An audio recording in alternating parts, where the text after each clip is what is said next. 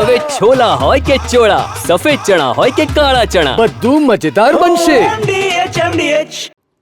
બાળકોને પોષણક્ષમ આહાર મળી રહે તે માટે સરકાર મધ્યાહન ભોજનની યોજના ચલાવી રહી છે, પરંતુ છાશવારે તેમાં છીંડા બહાર આવતા રહે છે. વડોદરાની કપુરાઈ આંગણવાડીમાં કંઈક આવા જ મામલે લાભાર્થીઓમાં રોષ ભભૂક્યો. બાળકોને આપવામાં આવતી દાળમાં અલગથી પાણી ઉમેરાયું હોવાનો આક્ષેપો ઉઠ્યા છે અને તેની સાબિતી આપની સ્ક્રીન પર દેખાતા દ્રશ્યો છે. ઘટના શનિવારના રોજ બની હતી. હકીકતમાં શનિવારના રોજ આંગણવાડી કાર્યકરને જરૂરી મિટિંગમાં જવાનું હતું અને સહાયક પણ ગેરહાજર હોય. એક સામાજિક કાર્યકરને આંગણવાડીની અને બાળકોની જવાબદારી સોંપાઈ, જેમ આ ઘટના બહાર આવી. હોબાળો થયા બાદ સામાજિક કાર્યકરે સ્વીકાર્યું કે દાળ ઓછી આવેલી હોય, તમામને મળી રહે તે માટે તેમણે અંદર પાણી ઉમેર્યું છે. મેં એમને પૂછ્યું તો કહે છે કે થોડીક દાળ જાડી લાગી ને વનિતા મેડમ, એટલે મેં રેડી હતી કહે છે કે એવું એમને કીધું. થોડુંક જ રેડ્યું હતું, વધારે નહોતું રેડ્યું. આ લોકો વધારે બતાવે છે એવું કહે છે.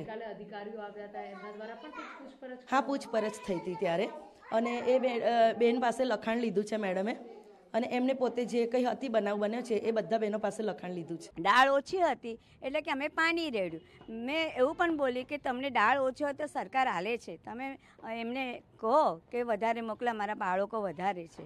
તમે બાળકોને સરખાને બધાને હરખી રીતે હાલવાનું, એવું પાણી રેડીને હાલવું જોઈએ નહીં. સામાજિક કાર્યકરે ભલે કબૂલાત કરી હોય, પરંતુ લાભાર્થી બાળકોની માતાઓનું તો કંઈક અલગ આરોપ છે. તેમનું શું કહેવું છે, જરા તે પણ સાંભળી લો. જોયું ડબ્બો ખોલીને, પછી એ બેનને જ આવતા જોયા, તેમનો ડબ્બો ખોલીને જોયું, તેમના ડબ્બામાં સારી દાળ હતી, અને જે બાળકોને આલી એ બાળકોને દાળમાં પાણી હતું. વારંવાર થાય એ તો ખબર નહીં, પણ આ પહેલી વાર થયું તો ખબર પડી.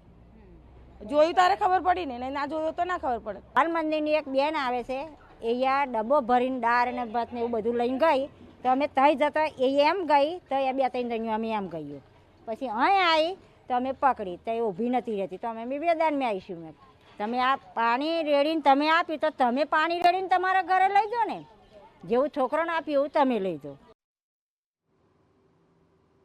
સેવાના નામે આવેલા મહિલા પોતે સારી દાળ લઈ જતા હોવાનો અને બાળકોને પાણીવાળી દાળ આપી હોવાનો આક્ષેપ ઉઠી રહ્યા છે. મહિલાઓનો દાવો છે કે પાણીવાળી દાળ હોય, અનેક બાળકોએ તો ખાધી જ નહીં, તો પાણી નાખેલી દાળને લીધે તેમના બાળકો બીમાર પડ્યા તો જવાબદારી કોની?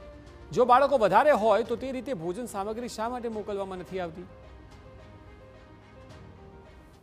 બાળકોના પોષણ માટે આંગણવાડીમાંથી મધ્યાહન ભોજન આપવામાં આવી રહ્યું છે. કપરાઈ 7ની આંગણવાડી કે જ્યાંનો એક વિડીયો વાયરલ થયો, એક મેસેજ વાયરલ થયો કે દાળની અંદર પાણી મિક્સ કરીને આપવામાં આવ્યું. જે લાભાર્થીઓ છે તેઓ દ્વારા જ વિરોધ કરવામાં આવ્યો.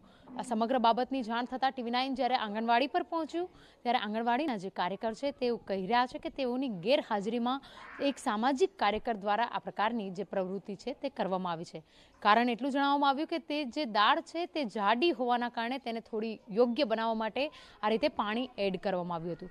હવે આ પાણી એડ કરેલી દાળ ઉપરથી પાણી નાખવું, આ બધી વસ્તુને લઈને બાળકના પોષણ સાથે ચેડા થયા છે કે કેમ તે સમગ્ર બાબતને લઈને હવે જે CDPO છે તેઓ દ્વારા તપાસનો ધમધમાટ શરૂ કરવામાં આવે છે. જે લાભાર્થીઓને આ પ્રકારની જે સામનો કરવો પડ્યો તેઓના પણ જે લેટર છે તે પણ લખવામાં આવ્યું છે, તેઓની અરજી પણ સ્વીકારવામાં આવી છે. ત્યારે આ સમગ્ર બાબતને લઈને હવે તપાસ કયા આધારે થાય છે તે જોવું પણ તેટલું જ અગત્યનું બની રહેશે. કેમેરા પર્સન રોહિત ગોયલ સાથે અંજલિ ઓઝા, TV9 વડોદરા.